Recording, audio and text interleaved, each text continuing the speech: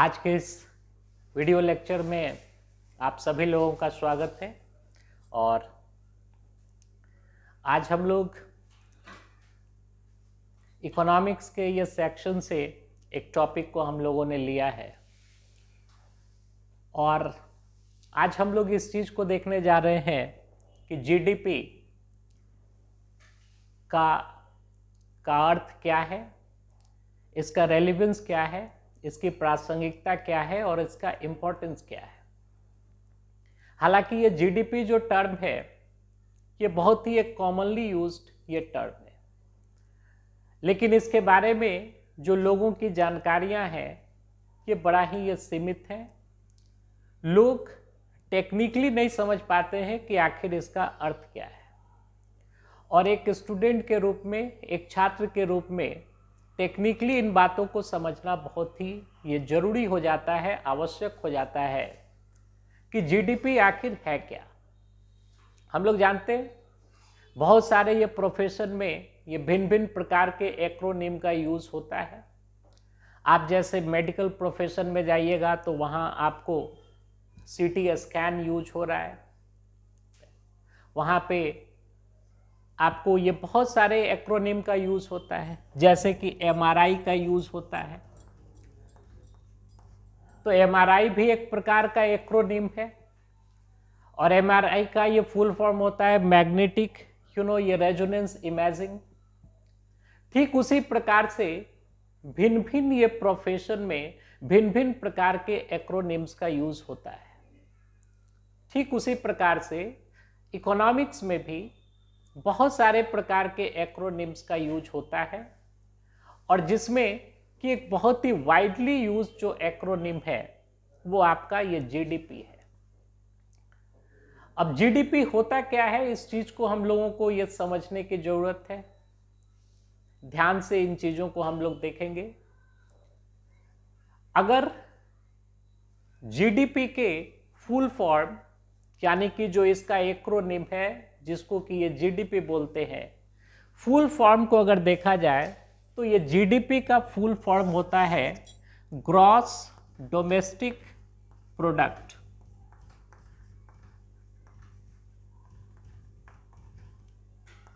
Gross domestic product Hindi में जिसको बोलते हैं हम लोग ये सकल घरेलू उत्पाद। अब यहां पे सबसे पहले इसका ये लिटरल मीनिंग जो है ये समझ लिया जाए कि इसमें इन तीनों ये शब्दों का ये क्या अर्थ है। तो एक तो चीज आप शुरू में ही समझ लीजिए, प्रोडक्ट का जो मतलब है, प्रोडक्ट से आप सिंपली समझिए क्या, इनकम।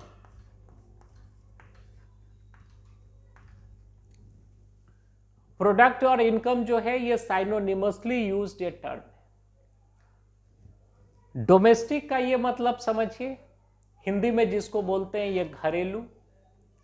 तो अगर कोई देश है तो आर्थिक दृष्टिकोण से उस देश की घरेलू सीमा ये क्या है। यहां पे ये ध्यान देने वाली बात है कि पॉलिटिकल साइंस में या पॉलिटिकल सेंस में हम लोग जो डोमेस्टिक या टेरिटरी का यूज करते हैं इस टर्म का, तो पॉलिटिकल सेंस में डोमेस्टिक टेरिटरी का जिस प्रकार से यूज होता है, इकोनॉमिक्स में उसका वो अर्थ नहीं है। जैसे कि पॉलिटिकल साइंस में किसी देश की जो डोमेस्टिक या टेरिटरी होती है उसका सामान्य तौर पे यही मतलब होता है कि उस देश की जो भौगोलिक सीमा है, उस ये भौगोलिक सीमा के अंदर, यानी कि वो क्षेत्र जहां पे उस देश के ये गवर्नमेंट की सोवेर्जिनिटी या उसका शासन ये प्रिवेल कर रहा है, तो उन सारे क्षेत्रों को हम लोग उस देश की पॉलिटिकल पॉइंट ऑफ व्यू से डोमेस्टिक टेरिटरी बोलते हैं। लेकिन इकोनॉमिक्स में ये सेंस नहीं है। इकोनॉमिक्स में इसका और थोड़ा ये बृहत सेंस हो जाता है, और बृहत सेंस का ये अर्थ हुआ कि इकोनॉमिक के पॉइंट ऑफ व्यू से किसी भी देश की जो डोमेस्टिक टेरिटरी है, जो उसकी एक घरेलू सीमा है इकोनॉमिक पॉइंट ऑफ व्यू से, वो इस चीज को बताती है कि वो सारे क्षेत्र, वो सारे ये जगह जहां पर कि उस देश की गवर्नमेंट का रूल तो प्रिवेल ये कर ही रहा है, लेकिन उसके साथ साथ वैसा भी क्षेत्र जहां पर कि कैपिटल का या गुड्स का या सर्विसेज का फ्री फ्लो जहां पे हो सके, यानी कि बिना किसी रोक टोक के कैपिटल का फ्लो हो सके, लेबर का फ्लो हो सके, गुड्स एंड सर्विसेज का फ्लो हो सके वहां पे, तो वो क्षेत्र भी उस देश की आर्थिक सीमा के अंतर्गत आते हैं, यानी कि आर्थिक दृष्टिकोण से वो डोमेस्टिक टेरिटरी ही बोली जाएगी उस कंट्री की। हम जैसे आपको एग्जाम्पल देते हैं, आप इसको ऐसे समझिए कि मान लीजिए कि भारतवर्ष के ये गवर्नमेंट की, भारत सरकार की एम्बेसी जो है, वो एम्बेसी आपको यूनाइटेड स्टेट्स ऑफ अमेरिका में है, यानी कि दूतावास हम लोग जिसे बोलते हैं।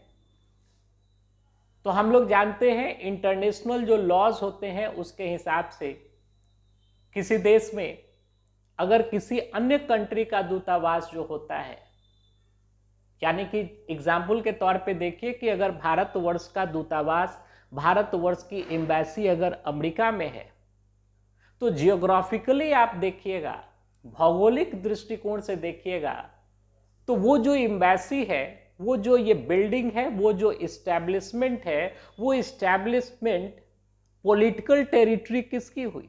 ये अमेरिका की हुई। लेकिन अंतर्राष्ट्रीय कानूनों के तहत भारतवर्ष से, भारतवर्ष की जो एम्बेसी है अमेरिका में, वहां पे गुड्स एंड सर्विसेज का, कैपिटल का, लेबर का फ्री फ्लो जो है वो बिना किसी रोक टोक के वहां पे हो सकता है। मतलब आप समझिए कि भारतवर्ष की जो एम्बेसी है वो अमेरिका में है, लेकिन अमेरिका यानी कि फिजिकली वो सिचुएटेड है कहां पे? अमेरिका में। लेकिन उस एम्बेसी के अंदर क्या हो रहा है, नहीं हो रहा है, किन एम्प्लॉइज को रखना है, क्या वहां का खर्च है, ये सब कुछ ये भारत सरकार के अधीन है। तो आप समझ सकते हैं कि पॉलिटिकल टेरिटरी जो है वो अमेरिका की हो गई, लेकिन आर्थिक दृष्टिकोण से वो जो ये टेरिटरी है, वो टेरिटरी, इकोनॉमिक टेरिटरी जो है, ये भारतवर्ष की हो गई। हम एक दूसरा एग्जाम्पल देते हैं। जैसे मान लीजिए कि भारतवर्ष से ओरिजिनेटेड कोई हवाई जहाज है, कोई एरोप्लेन है, या कोई ये समुद्र का जहाज है, वो वेसल है, वो किसी अन्य कंट्री में गया, अन्य कंट्री में वहां पे उसकी लैंडिंग हुई, वो वहां पे रुका हुआ है, ठहरा हुआ है। तो अगर ये राजनीतिक तौर पे सीमा देखिएगा तो वो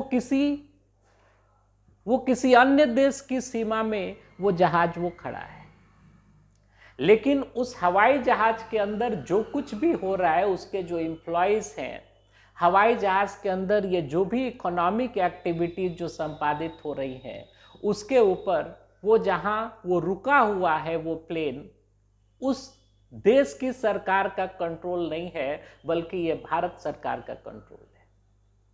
तो किसी ये फॉरेन लैंड पे रुका हुआ जो भारतीय जहाज है, वो राजनीतिक तौर पे तो वो दूसरे देश की वो टेरिटरी में वो रुका है समय विशेष के लिए, लेकिन आर्थिक तौर पे वो भारतवर्ष की ये टेरिटरी है।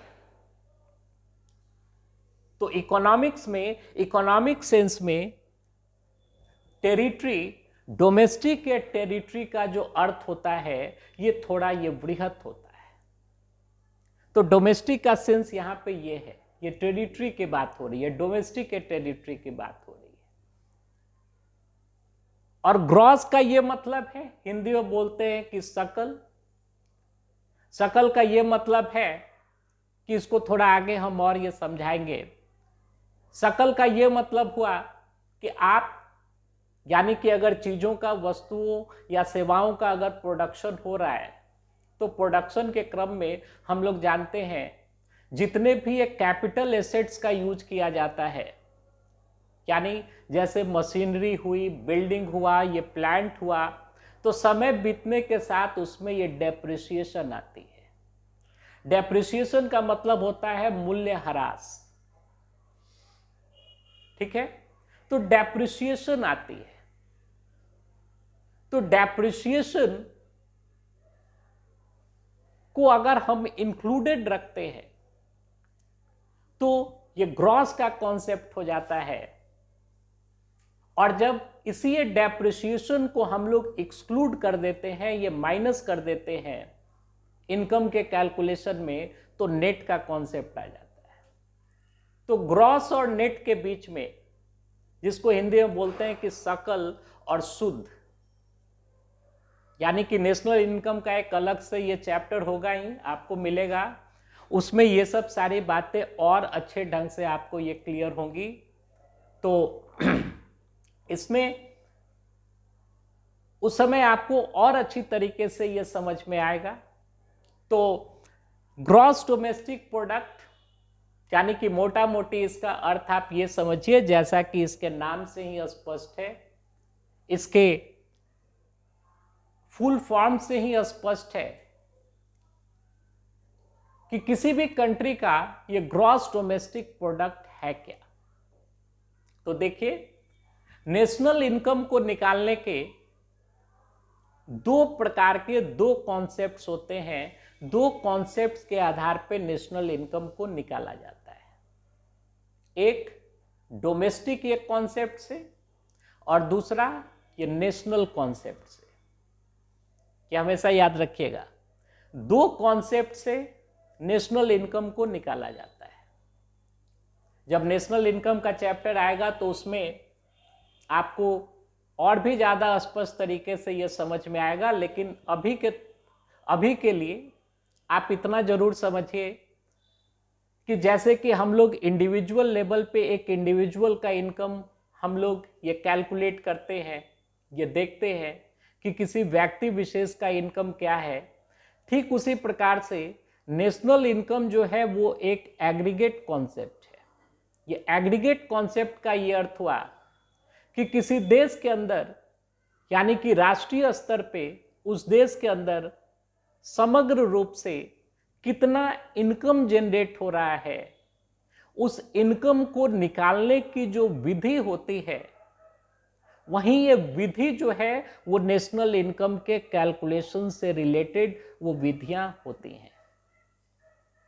अब नेशनल इनकम को जो कैलकुलेट किया जाता है, ये ध्यान दीजिएगा, ये दो कॉन्सेप्ट के आधार पे किया जाता है। दो कॉन्सेप्ट से नेशनल इनकम का कैलकुलेशन किया जाता है। एक को हम लोग बोलते हैं ये डोमेस्टिक कॉन्सेप्ट, और दूसरे को हम लोग बोलते हैं नेशनल कॉन्सेप्ट। समझिए बात को, आप ये कंफ्यूज मत होइएगा। हमने क्या बोला कि नेशनल इनकम को निकालने के लिए दो कॉन्सेप्ट्स का यूज किया जाता है, यानी कि नेशनल इनकम को हम लोग डोमेस्टिक कॉन्सेप्ट से भी निकालते हैं और नेशनल इनकम को हम लोग नेशनल कॉन्सेप्ट से भी निकालते हैं। लेकिन नेशनल इनकम जो है ये नेशनल कॉन्सेप्ट से उसी समय निकलेगा जब आपने डोमेस्टिक ये कॉन्सेप्ट से नेशनल इनकम को निकालना हो। देखिए, बातों में फंसिएगा नहीं, ये ध्यान से सुनिएगा, वीडियो में आगे पीछे करके ध्यान से सुनिएगा कि मैं ये क्या बोल रहा हूं। मैं बार बार ये बोल रहा हूं, हालांकि ये समझाने के क्रम में कुछ चीजें रिपीट भी हो जाती हैं और हमारी जो इनपुट और फीडबैक टीम है वो बोलती है कि सर कुछ चीज़ों का रिपीटेशन हो रहा है। तो बोले आदत है मेरी, रिपीटेशन हो रहा है वो इसलिए हो रहा है कि हम ऐसा सोचते हैं कि किस चीज़ को बार बार बताया जाए जिससे कि लोगों को और ज़्यादा वो चीज़ एक क्लियर हो।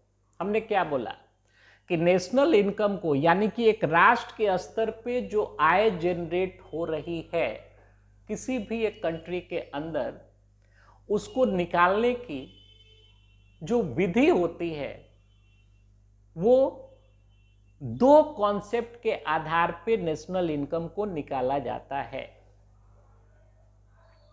नेशनल इनकम को डोमेस्टिक कॉन्सेप्ट से भी निकाला जाता है और नेशनल इनकम को नेशनल कॉन्सेप्ट से भी निकाला जाता है। आगे के वीडियोस में हम आपको और क्लियर करेंगे, लेकिन यहां पे हमने फिर बोला था कि आप नेशनल कॉन्सेप्ट से नेशनल इनकम को तभी निकाल पाइएगा जब आप डोमेस्टिक या कॉन्सेप्ट से नेशनल इनकम को निकाले हैं।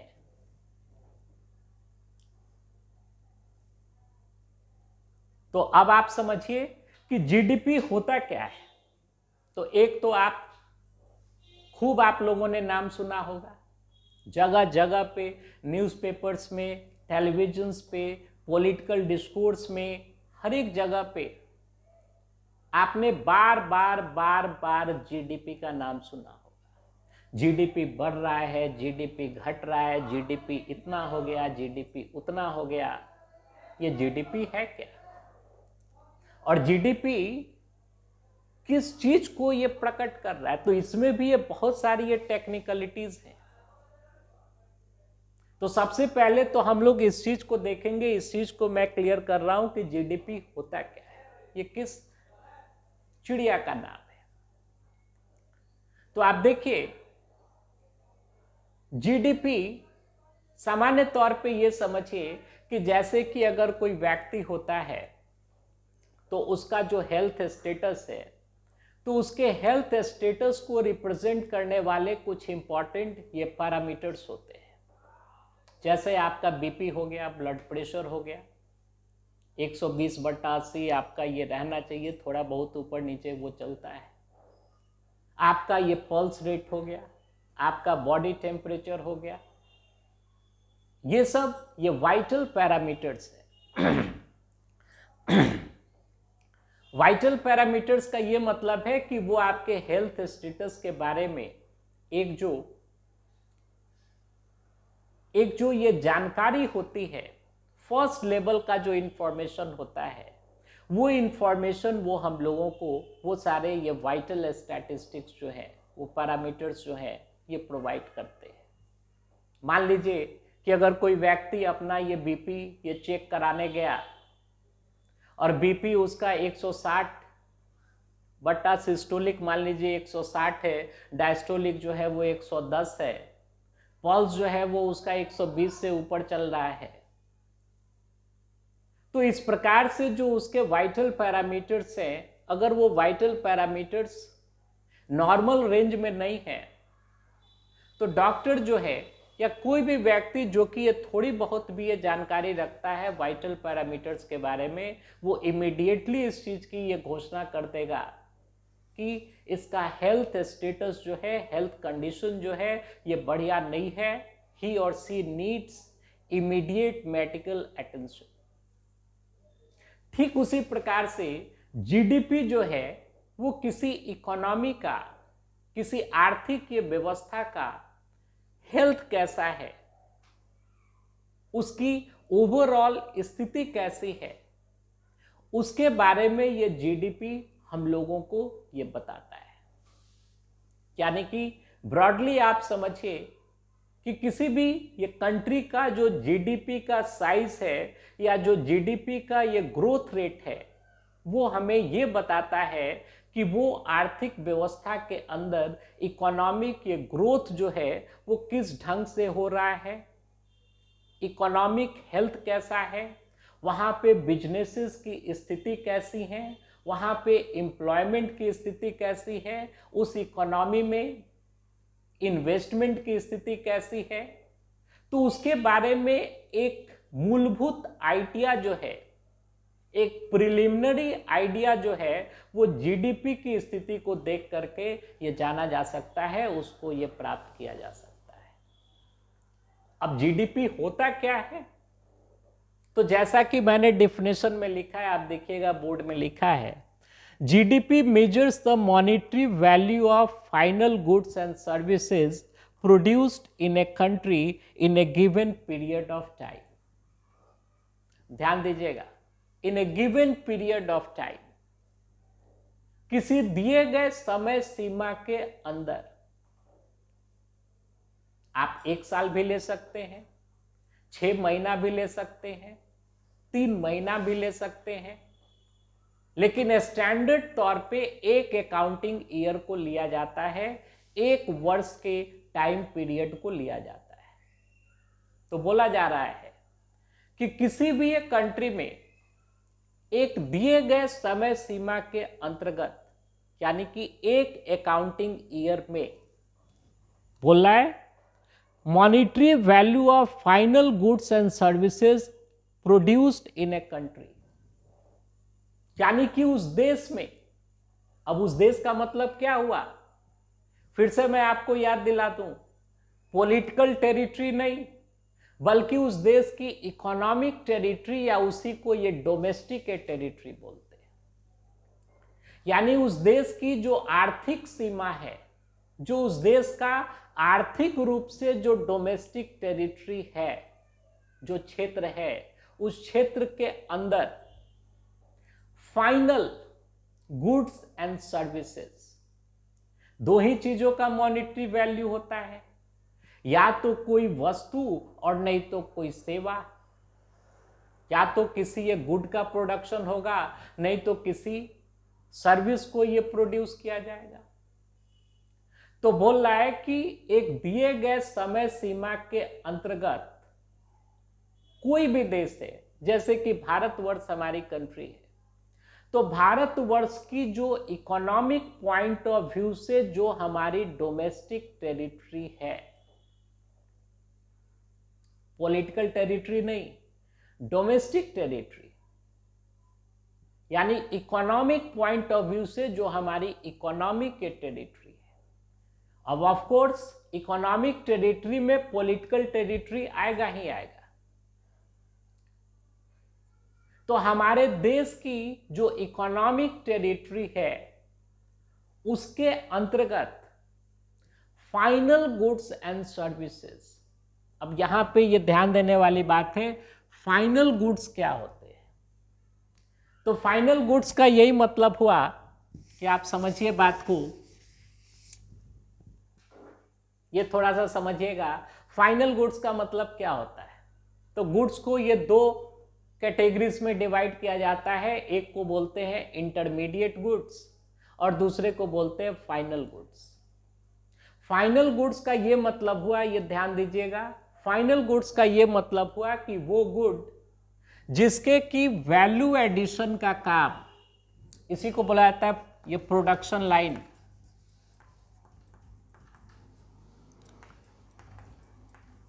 ध्यान दीजिएगा, मैं आपको समझा रहा हूं, ये प्रोडक्शन लाइन बोलते हैं। प्रोडक्शन लाइन का ये अर्थ हुआ कि जैसे मान लीजिए कि कोई फैक्ट्री है जहां पे किसी वस्तु का उत्पादन ये किया जाता है, मान लीजिए कि जूते की फैक्ट्री है। तो जूते की फैक्ट्री में कच्चा माल जो है, रॉ मटेरियल जो है, वो इस्तेमाल हो रहा है क्या, चमड़ा, यानी कि लेदर, वो किसी जानवर का वो चमड़ा होगा, वो क्या है, रॉ मटेरियल है। अल्टीमेटली उस जूते को देखिएगा, यहां पे ये फाइनल गुड वो निकल करके आ रहा है शू के रूप में, ये जूता के रूप में। अब ये फैक्ट्री में होता क्या है, फैक्ट्री में ये वैल्यू एडिशन का काम होता है, और वैल्यू एडिशन के काम को ही हम लोग ये प्रोडक्शन का कार्य बोलते हैं, इसी ये प्रोसेस को ही हम लोग ये प्रोडक्शन बोलते हैं। किसी फैक्ट्री में मान लीजिए कि वो रॉ मटेरियल वो पहुंचा जूते की फैक्ट्री में, तो मान लीजिए कि 4-5 स्टेप में उसके अंदर ये वैल्यू एडिशन का कार्य हो रहा है। मान लीजिए कि फर्स्ट स्टेप में उस ये चमड़े को, उस ये लेदर को रिफाइन किया गया, साफ सुथरा किया गया, ये पहला स्टेज हुआ ये वैल्यू एडिशन का। दूसरे स्टेज में मान लीजिए कि ये डिजाइनिंग की गई, अब डिजाइनिंग की गई, ये दूसरा स्टेज हुआ ये वैल्यू एडिशन का, यानी कि मूल्य संवर्धन जिसे बोलते हैं। फिर ये तीसरे स्टेज में मान लीजिए कि स्टिचिंग की गई, उसको ये सिया गया ये बढ़िया ढंग से, ये भी एक स्टेप हुआ वैल्यू एडिशन का। फिर उसके बाद से उसकी ये पैकेजिंग की गई, ये चौथा स्टेप हुआ। और फिर एक फिनिश्ड ये प्रोडक्ट के रूप में वहीं ये चमड़ा समझिए कि रॉ मटेरियल था यहां पे,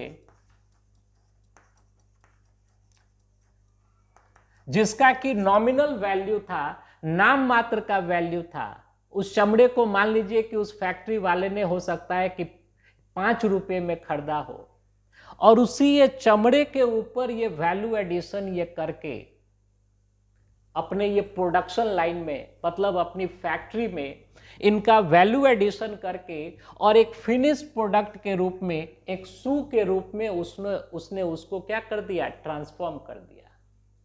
अब शू जो है यानी कि जूता जो है वो इंड कंजम्पशन के लिए अब वो मौजूद है, लोग अब उसका इस्तेमाल कर सकते हैं। ये आपको ये फाइनल गुड हुआ शू, ये फाइनल गुड है।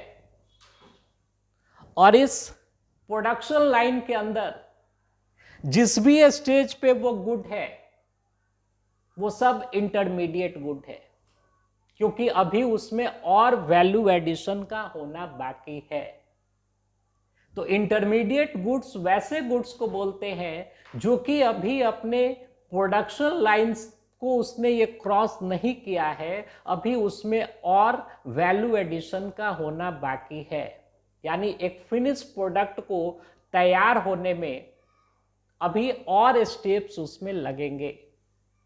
जैसे मान लीजिए कि एक साफ किया हुआ ये चमड़ा ये इंटरमीडिएट गुड है, क्योंकि अभी और इसके अंदर वैल्यू एडिशन होगा।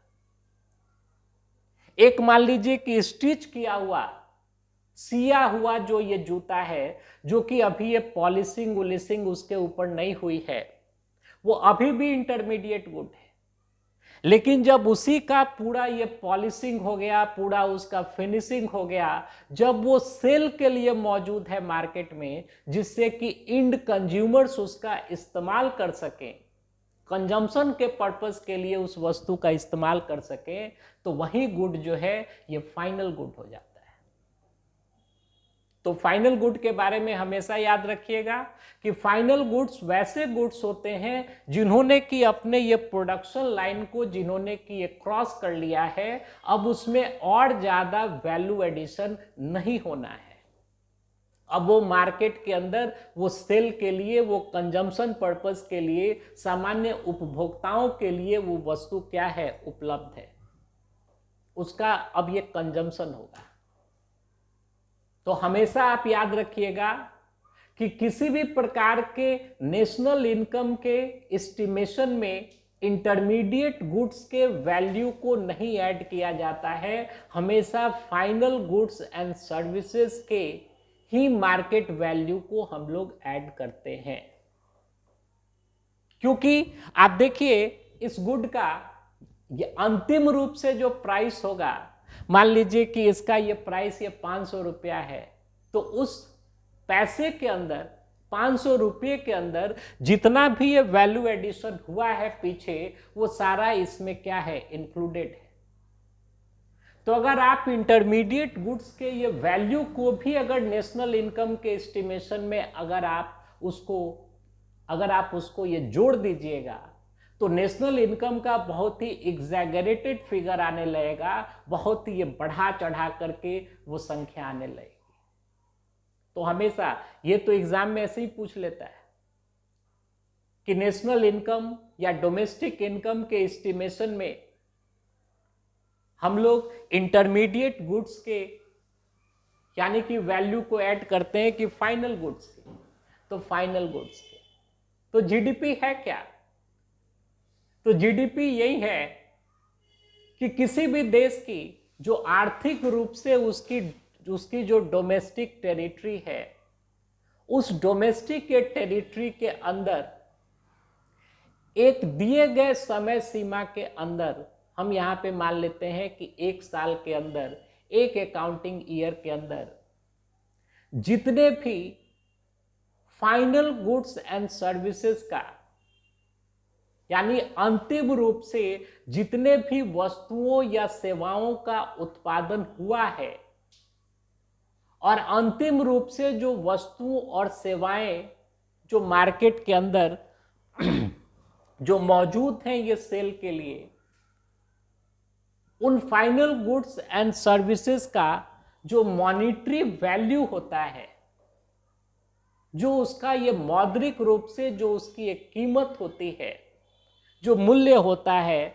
वही उस कंट्री का जीडीपी होता है, जो कि सामान्य तौर पे हमें ये बताता है कि जीडीपी, यानी अगर इसमें से आप इन्फ्लेशन को, यानी कि प्राइस का जो फ्लक्चुएशन है, अगर आप इसको माइनस कर दें, अगर उसको आप एक कंसिडरेशन में ना लें, क्योंकि हम लोग जानते हैं कि समय के साथ इन्फ्लेशन भी जो है, यानी कि ये जनरल ये प्राइस लेवल जो है वो इकोनॉमी के अंदर ये भी ये घटती बढ़ती रहती है। तो उसके फ्लक्चुएशंस को अगर आप थोड़ा ये साइड कर ले, और इसके बारे में और ज़्यादा हम बताएंगे जब आपको ये समझाएंगे कि रियल जीडीपी क्या होता है और नॉमिनल जीडीपी क्या होता है। तो प्राइस के अंदर यानी इन्फ्लेशन के अंदर जो ये फ्लक्चुएशंस हो रही हैं, अगर उसको आप थोड़ा ये साइडलाइन कर दें, तो सामान्य तौर पे जीडीपी जो है वो इस चीज को बताता है कि किसी भी इकोनॉमी की प्रोडक्शन कैपेसिटी क्या है, मतलब कितनी मात्रा में वहां पे वस्तुओं और सेवाओं का उत्पादन, उसकी प्रोडक्टिविटी जो है वो उस इकोनॉमी में हो रही है, यानी कि उस इकोनॉमी के अंदर flow of goods and services ये क्या है, वस्तुओं और सेवाओं का प्रोडक्शन की जो कैपेसिटी है उसका लेवल जो है वो क्या है, जो कि दूसरे अर्थों में इस चीज को बताता है कि किसी भी एक कंट्री के अंदर अगर गुड्स एंड सर्विसेज की अगर प्रोडक्शन कैपेसिटी ज्यादा होती है, इसका ये मतलब है कि वहां पे वैल्यू एडिशन का काम जो है ये ज्यादा किया जा रहा है। तो वैल्यू एडिशन का काम अगर ज्यादा किया जा रहा है, इसका ये मतलब है कि वहां इनकम ज्यादा जनरेट हो रहा है, इनकम ज्यादा जनरेट हो रहा है, यानी कि बिजनेस एक्टिविटीज जो है वो वहां पे थ्राइव कर रही हैं, फल फूल रही हैं।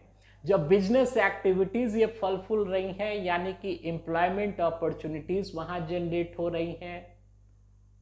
तो अगर जीडीपी ग्रोथ में है, वो अगर बढ़ता हुआ है या उसका साइज बढ़ रहा है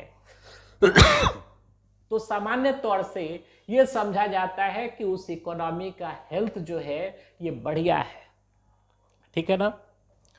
तो जो जीडीपी का जो सामान्य रूप से जो अर्थ है वो आपको यही है, और इसके बाद से ये नेक्स्ट वीडियो में, ये कल ही इसके बारे में, और ये आप एक सीक्वेंस में देखिएगा इन सारे वीडियोस को, तो आपको ये समझ में आएगा। कल अब मैं आपको बताऊंगा कि जीडीपी को कैलकुलेट ये कैसे करते हैं, कौन सी ये संस्थाएं इन्वॉल्व हैं, नॉमिनल जीडीपी क्या होता है, रियल जीडीपी क्या होता है, दो अलग अलग देशों की या दो से अधिक देशों की जो जीडीपी है उनको हम लोग किस प्रकार से ये कंपेयर करते हैं, और लास्ट में हम लोग इस चीज को देखेंगे कि जीडीपी जो है, ठीक है वो इकोनॉमिक हेल्थ को बता रहा है किसी कंट्री के, लेकिन जीडीपी से क्या मालूम नहीं किया जा सकता है, कौन से ऐसे इंडिकेटर्स हैं जिसको कि जीडीपी नहीं बता सकता है, तो उसको भी हम लोग देखेंगे।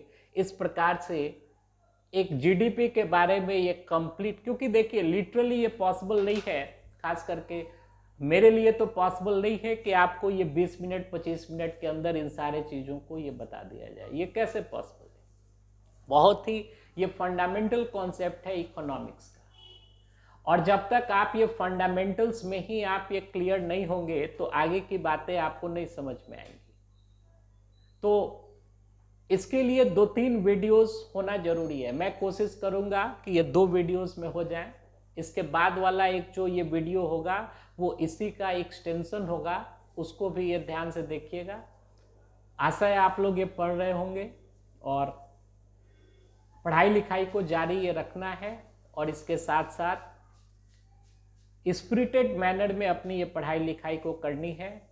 अगर आपको अच्छा लग रहा हो और अगर आप उचित समझते हो तो लाइक, शेयर और सब्सक्राइब कीजिए। अपने दोस्तों तक भी इन सारे ये बातों को पहुंचाइए। आज के लिए इतना ही। धन्यवाद। थैंक यू सभी लोगों को।